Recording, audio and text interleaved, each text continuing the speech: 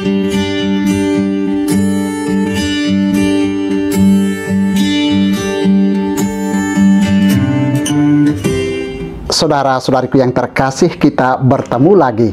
Kembali Anda berjumpa dengan saya, Pastor Igo Walerubun MEC, dalam Kisah Para Orang Kudus Setiap Hari. Hari ini tanggal 5 Februari, kita memperingati dua orang kudus di dalam gereja kita, yakni Santa Agatha, perawan dan martir, dan Yakub, bapa bangsa.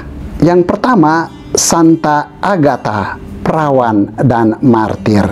Agatha lahir di Catania, Pulau Sisilia pada pertengahan abad ketiga. Riwayat hidup dan kisah kesengsaraannya karena iman akan Kristus tidak diketahui secara pasti. Semuanya baru muncul setelah bertahun-tahun sepeninggal perawan suci itu. Tradisi lama menurunkan 1-2 riwayat sebagai berikut. Agatha adalah putri seorang bangsawan kaya yang berkuasa di Palermo atau Catania, Sisilia.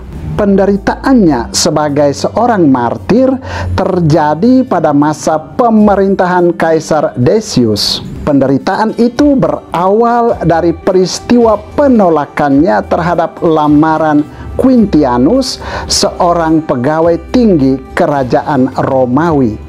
Ia menolak lamaran itu karena ia telah berjanji untuk tetap hidup suci di hadapan Tuhan.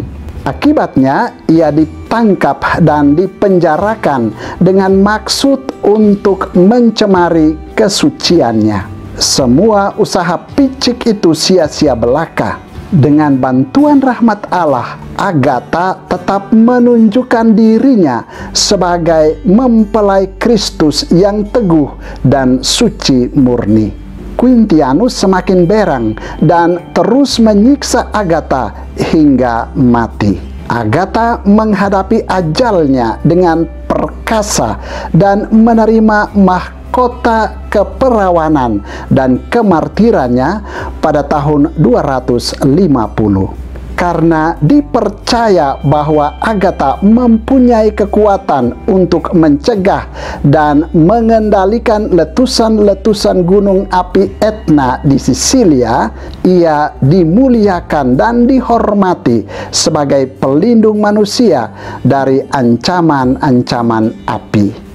Orang kudus kedua yang juga kita peringati pada tanggal 5 Februari adalah Yakub, bapa bangsa. Yakob bahasa Yunani dan Yaakov bahasa Ibrani, singkatan dari Yakobel yang berarti Allah melindungi. Nama ini diartikan berlandaskan kata akab yang berarti ia menipu. Yakub adalah cucu Abraham, putra Ishak dari perkawinannya dengan Rebeka. Ia lebih disenangi daripada Esau kakaknya. Yahweh mengaruniakan kepadanya ke-12 anak laki-laki yang menjadi tumpuan ke-12 suku Israel. Dengan demikian, Yakub adalah bapa asal bangsa Israel. Cerita-cerita mengenai Yakub dibagi menjadi 2, yakni cerita mengenai dusta dan cerita mengenai penerimaan berkat. Dusta yang diceritakan ialah Yakub membeli atau merebut secara licik hak kesulungan dari Esau.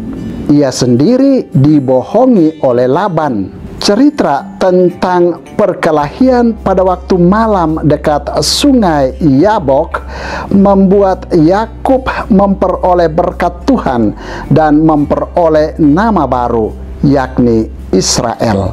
Dari namanya yang baru ini, seluruh keturunannya yang kemudian menjadi bangsa terpilih Yahweh dinamakan Israel. Pada cerita itu dimulailah cerita-cerita pemberkatan. Di situ banyak tempat geografis yang dihubungkan dengan keadaan Yakub saat itu. Hal itu memberikan sebuah petunjuk bahwa legenda-legenda sebagian bercorak etiologis, seperti pertama, cerita tentang Betel yang mengisahkan penampakan dengan tangga surgawi, pendirian altar, dan penempatan sebuah batu. Kedua, cerita tentang Haran mengisahkan hubungannya dengan Laban. Ketiga, cerita Gilead tentang perjanjian perbatasan dengan Laban. Keempat, cerita Mahanaim tentang kerukunan Yakub kembali dengan Esau. Kelima, cerita tentang Sukot mengisahkan pembuatan rumah pondok. Keenam, cerita di Pniel mengisahkan pergumulan pada waktu malam.